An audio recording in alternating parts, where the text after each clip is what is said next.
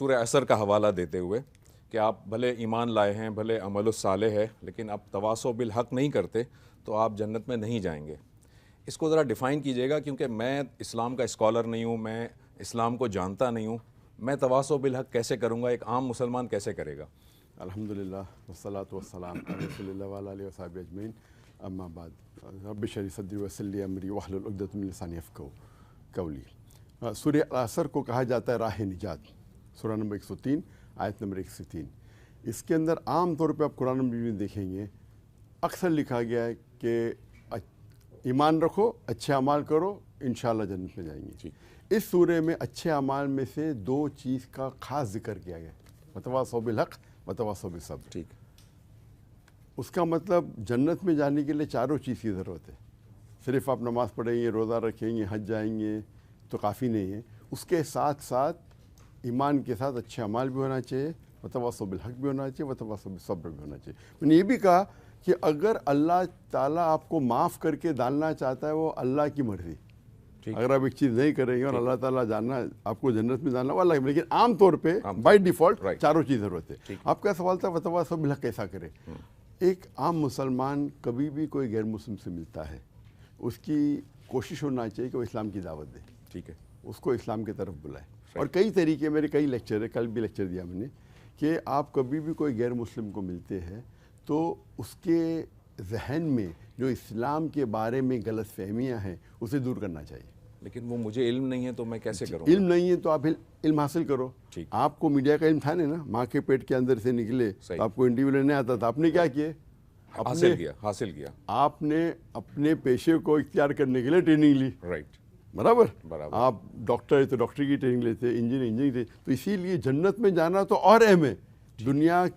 دنیا میں پیسے کمانا جینے کے لیے اس سے اہم ہے جنت میں جانے کے لیے آپ کیا کرتے ہیں.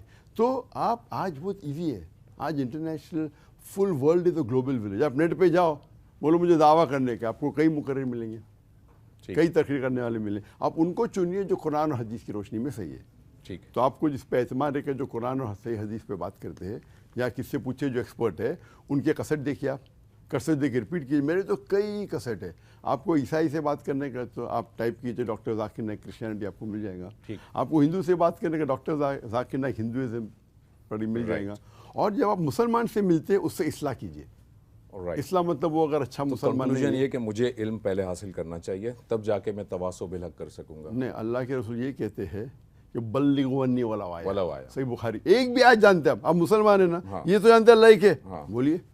آپ ایک آیت تو جانتے ہیں، بولیے. اور بولنے کے بعد وہ اگر آپ سے پوچھیں گے آپ کیسا ثابت کر سکتے ہیں اللہ کے، تو کیا کریں گے آپ؟ گھر پہ آ کے ہوم ورک کیجیے. پھر بولیے آخری نبی اللہ کے رسول ہے، آپ کے پاس کیا ثبوت ہے؟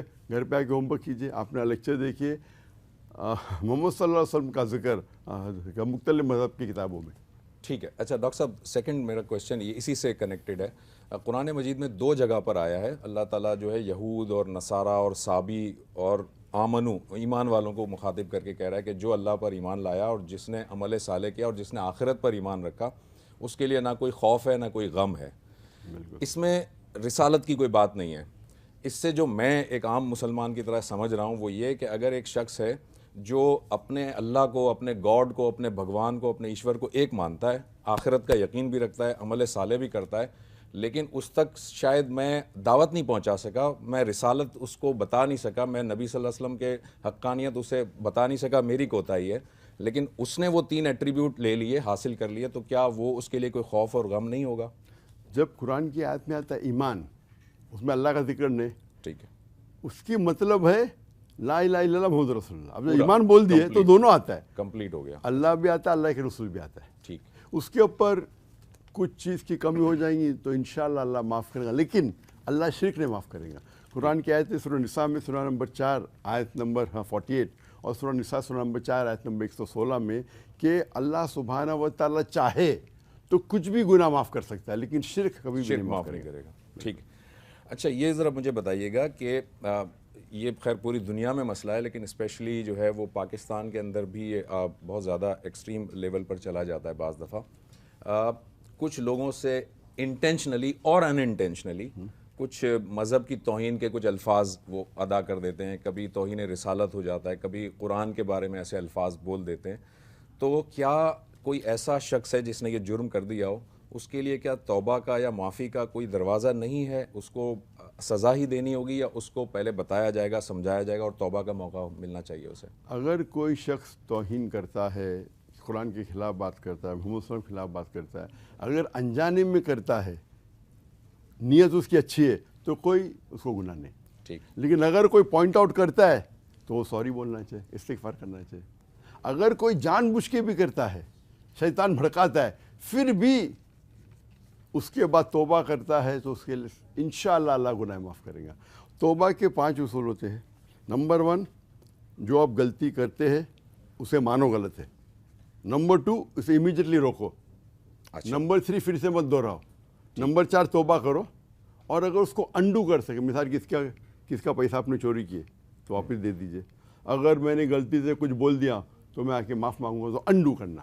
رائٹ. یا میں نے کچھ لکھ دیا تو میں اب وہ لکھنا بند کر دوں. بند کر دو ایک چیز ہے، اور بولو بھی کہ میں لکھا غلط نہیں، غلط. اچھا، انڈو کر دیا آپ نے. ٹھیک. یہ کہ تو انشاءاللہ اللہ معاف کرے گا. شرک بھی کیے تو توہین تو دور کی بات ہے. اگر شرک بھی کوئی انسان کرتا ہے، آج کے کوئی بھی غیر مسلم اگر اسلام قبول کرتا ہے اس کے سارے گناہ معاف. اور اگر وہ شرک، کوئی مشرک یا کوئی غیر مسلم اسلام میں داخل ہوتا ہے تو اللہ تعالیٰ کے رسول فرماتے ہیں سارے گناہ معاف ہے اس کے. ہم دیکھتے ہیں، بلکہ یہ یونیورسل ٹروتھ ہے کہ جو بچہ جہاں پیدا ہوتا ہے اسی مذہب کو وہ اختیار کر لیتا ہے. مسلمان گھرانے میں ایک بچہ پیدا ہوا، وہ مسلمان ہو جاتا ہے. جب تک وہ بالغ نہیں ہوتا تب تک تو وہ مسلمان ہوتا ہے، لیکن جب وہ بالغ ہوتا ہے اور وہ سوچتا ہے، جب اپنے طور پر اسٹڈی کرتا ہے، اور فرض کر لیجئے ہائپوتھیٹیکلی اسیوم کرتے ہیں کہ اسے لگتا ہے کہ اسلام ٹھیک نہیں ہے اور کوئی اور مذہب صحیح ہے، وہ اس مذہب کو اختیار کر لیتا ہے جس کو کہ ہم اپنی ٹرمینالوجی میں مرتد کہتے ہیں.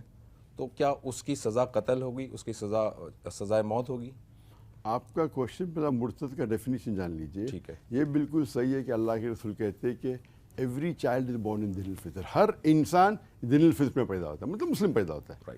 اس کے بعد اس کے ماں باپ، اس کے ٹیچر کے ذریعے وہ شرک کرتا ہے یا آگ کی پوجا کرتا ہے. تو جب تک وہ بالغ نہیں، مسلمان ہے. بالغ ہونے کے بعد ذمہ داری اس کی ہے. لیکن ایک شخص جو بالغ ہونے کے بعد اسلام قبول نہیں کرتا تو مرتد نہیں کہیں گے، کیونکہ وہ غیر مسلم گھر میں پیدا ہوا. صحیح ہے، مسلم ہیں، لیکن اگر وہ اس کو ہوش آنے کے بعد وہ اگر شرک کرتا ہے تو اسے مرتد نہیں کہیں، کیونکہ وہ بالغ ہونے کے بعد کبھی بھی نہیں کہا لا الہ الا اللہ رسول اللہ. لیکن جو شخص مسلم گھر میں پیدا ہوتا ہے اور بالغ ہونے کے بعد وہ کہتا ہے کلمہ، ایمان لاتا ہے کہ اللہ ایک ہے اور اللہ کے رسول آخری نبی ہے، اس کے بعد اگر وہ کوئی غیر مذہب کو اختیار کرتا ہے، چاہے عیسائیت ہو چاہے ہندوازم ہو، تو اسے مرتد کہیں گے. لیکن ایک عام بچہ جسے مسلمان کہتے ہیں غیر مسلم گھر میں پیدا ہوتا ہے اور پھر وہ غیر مسلم کے مذہب کو کنٹینیو کرتا ہے، اسے مرتد نہیں کہیں گے. آپ سمجھے نا، دونوں میں فرق ہے. سمجھ گیا، بالکل ٹھیک ہے. اب ایک شخص ہے جو کہ بالغ ہو گیا، مسلمان گھرانے میں پیدا تھا، بالغ ہو گیا، اس نے کلمہ بھی پڑھا تھا، بعد میں اس نے دوسرا مذہب اختیار کر لیا، تو اب یہ مرتد ہوگا اس آپ کی ڈیفینیشن کے مطابق. تو کیا اس کی سزا اسلام نے سزائے موت رکھی ہے یا اس کی کوئی اور سزا ہے؟ پہلے بات آپ کو یہ رکھنا چاہیے کہ اگر کوئی سزا جو ہے قرآن مجید میں لکھا ہے وہ صرف اس ملک میں نافذ کی جائیں گی جو ملک شریعہ کو فالو کر رہا ہے. لفظی نہیں، پریکٹیکلی. ہاں، اگر ٹرولی شریعہ اس دیش میں ہے، اس ملک میں ہے، تو شریعتاً پہلا یہ جو کوئی بھی سزا نان مسلم کنٹری میں اختیار نہیں ہوئی. نان مسلم میں تو نہیں ہوگی. نان مسلم میں you have to follow the rule of the country, of the state, of the state of the country. Right. ایک مسلم ملک ہے جس کے اندر شریعہ نافذ ہو چکی ہے، تو اس کے اندر کیا ہوتا ہے، مثال کے طور پر ملیشیا، پوری شریعہ نہیں لیکن شریعہ کافی تک کے. اگر کوئی مسلمان کہتا ہے کہ میں ابھی اسلام میں نہیں مانتا ہوں، میں ناستک ہو گیا، ٹھیک ہے، یا میں عیسائی بننا چاہتا ہوں، ٹھیک ہے، تو جج اسے کہیں گا اس کو کاؤنسلنگ دو. رائٹ. 3 مہینے کی کاؤنسلنگ دو. First step is counselling. Right. چاہے وہ جج بولے گا 3 مہینے کی کاؤنسلنگ دو، چاہے بولے گا 4 مہینے کی کاؤنسلنگ دو. پھر اس کو ریلیجس لوگ کاؤنسلنگ دیتے، چاہے 2 مہینہ ہو، 3 مہینہ ہو، 4 مہینہ ہو. اس کے بعد پھر سے وہ بولا مجھے اب بھی بننے کا ہے تو جج بولے گا پھر سے کاؤنسلنگ دو. ٹھیک ہے. تو اسلام کے اندر جو بھی سزا ہے ہمیشہ نہیں آن دا اسپاٹ اس کے اوپر لاگو ہوتی ہے. ٹھیک ہے. اور کئی شرائط یعنی کچھ موقع ملنا چاہیے اسے, یہ آپ کچھ موقع نہیں, زیادہ موقع. موقع. تو جہاں تک کہ ملیشیا کا سوال ہے, جہاں یہ قانون ہے, جہاں مسلمان کے لیے شریعہ لاگو ہوتی ہے, ٹھیک ہے, عام پبلک مسلمان کے لیے, تو وہاں تو میں نے کبھی بھی نہیں دیکھا. تھے کئی مسلم جو غیر مسلم کے بھڑکاؤ میں آ کے اسلام تیاگ کرنا چاہتے, اسلام گیو اپ کرنا چاہتے, تو انہیں کاؤنسلنگ دی ہے. ٹھیک ٹھیک ہے.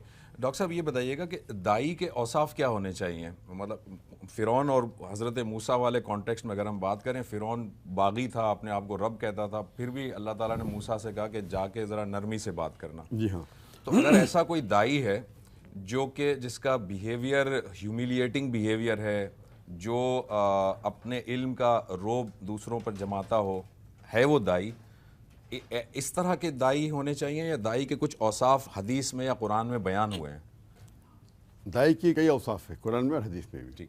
نمبر 1, جو بھی چیز حرام ہے قرآن شریعہ میں وہ عام مسلمان کو نہیں کرنا چاہیے, اور دائی کو تو ایکسٹرا کیئرفل ہونا چاہیے. عام جنرل رول ہے, بالکل ٹھیک. ایسا نہیں کہ گزر بسر عام مسلمان کریں گے اور دائی نہیں کریں گے. اللہ کے رسول اور کرتے تھے. بالکل صحیح ہے.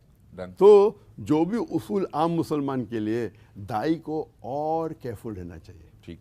اور اچھا تو اور اچھا ہونا چاہیے, پرہیز تو اور پرہیز کرنا چاہیے.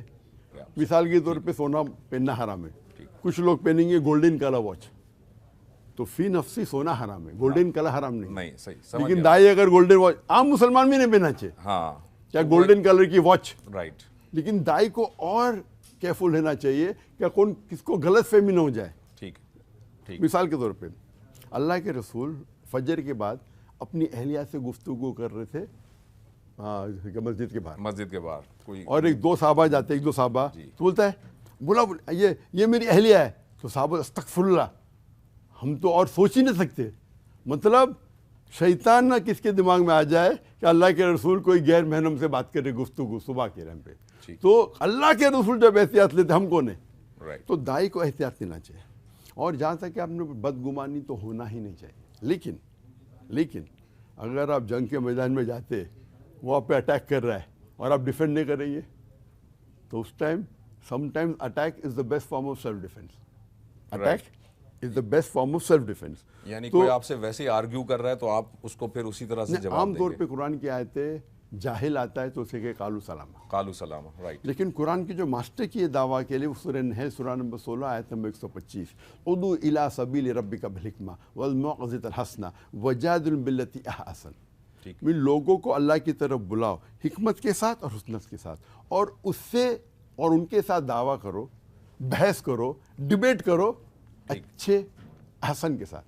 ٹھیک ہے, آپ سمجھیں. لیکن لوگ ہمیشہ کیا کہتے ہیں, احسن مطلب پیار سے بات کرو, نرمی سے بات کرو.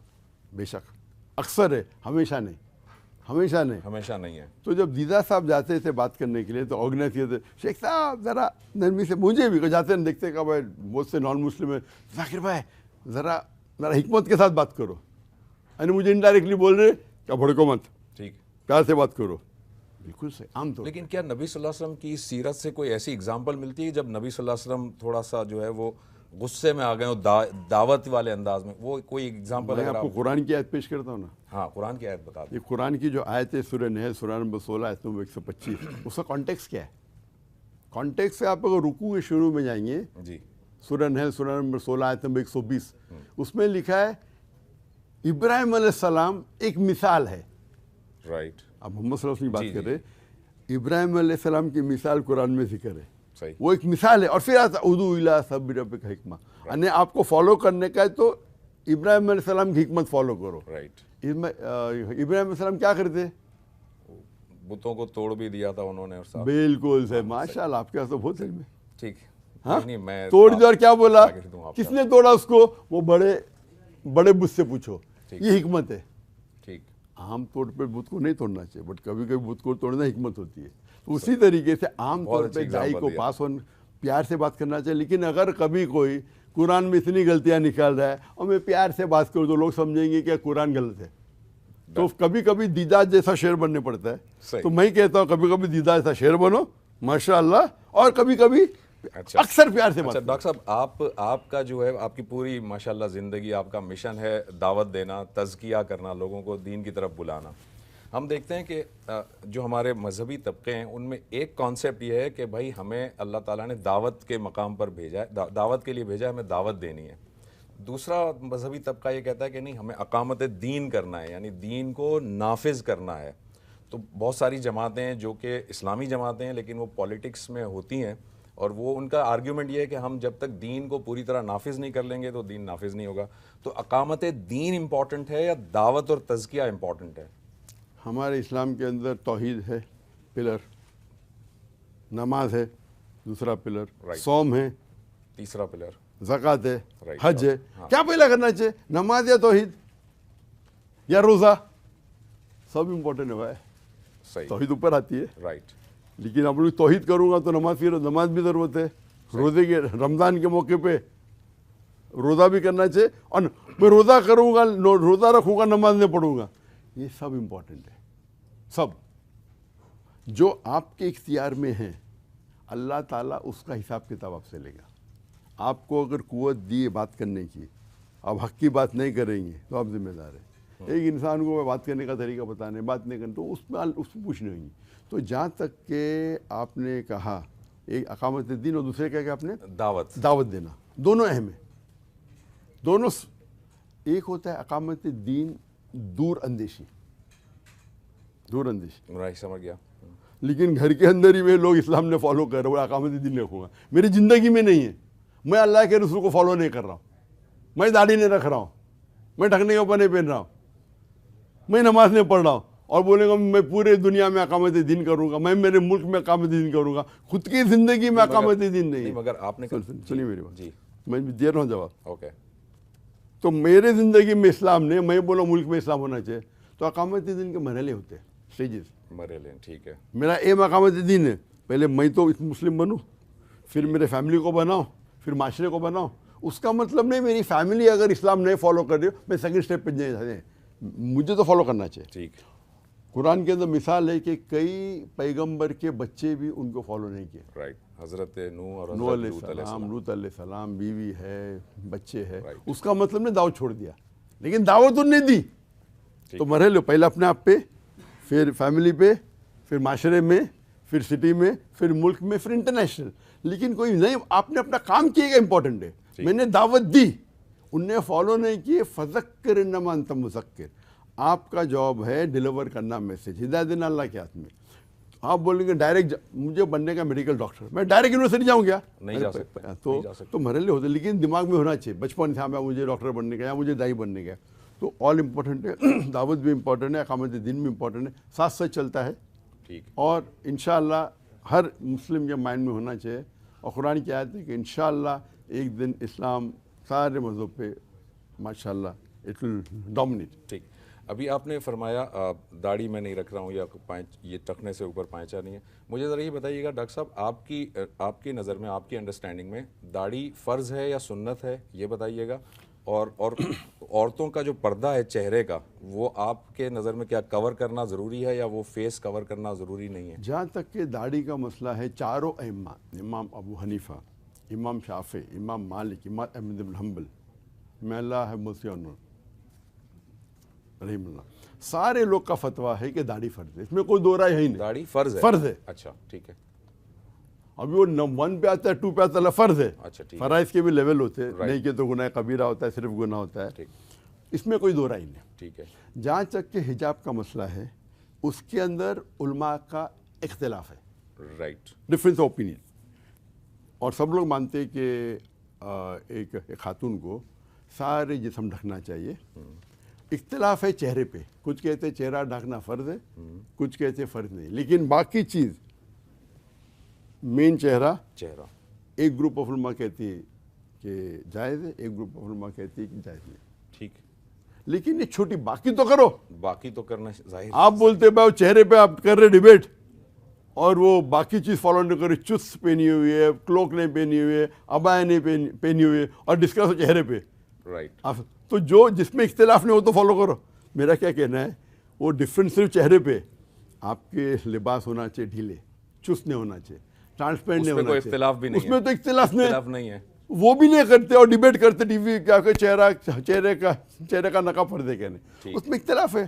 آپ اگر سمجھتے ہیں اور اس میں علمی بحث ہے اور یہ بحث ہائی لیول پہ, میں ایک چیز پہ مانوں اس میں ان علماء میں مانتا ہوں کہ چہرہ کرنا فرض نہیں ہے, لیکن کئی بڑے علماء بولتے ہیں کہ چہرہ فرض ہے. میں لیکن نہیں کہتا, تو یہ میری جو علماء کہتے ہیں کہ چہرہ عورت کو ڈھانکنا فرض نہیں, میں دونوں کی اسٹڈی کیا ہوں. میں سمجھتا ہوں جو کہتے ہیں کہ چہرہ ڈھانکنا فرض نہیں ہے اس کا مطلب نہیں چہرہ ڈھانکنا حرام ہے. میں سمجھ گیا, چہرہ ڈھانکنا تو افضل ہے ہی, اس میں دو رائے نہیں. ٹھیک ہے.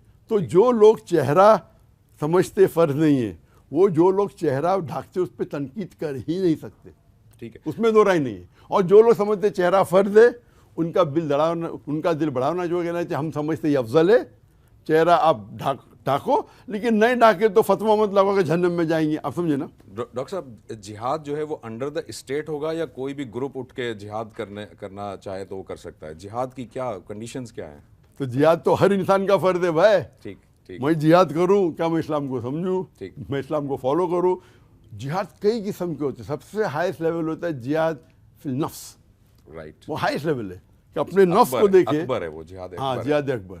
آپ جہاں بات کر رہے قتال کی, جہاد بالسیف کی, وہ مسلمان پہ جب فرض ہوتا ہے جب خلیفہ, جو چیف آف دا اسٹیٹ, خلیفہ ہیڈ آف مسلم امہ, اسٹیٹ نے, اسلام میں اسٹیٹ نے. اچھا ٹھیک ہے. مسلم امہ کا ایک ہی خلیفہ, دو نہیں ہو سکتے. امہ, دیر از نو اسٹیٹ ان اسلام.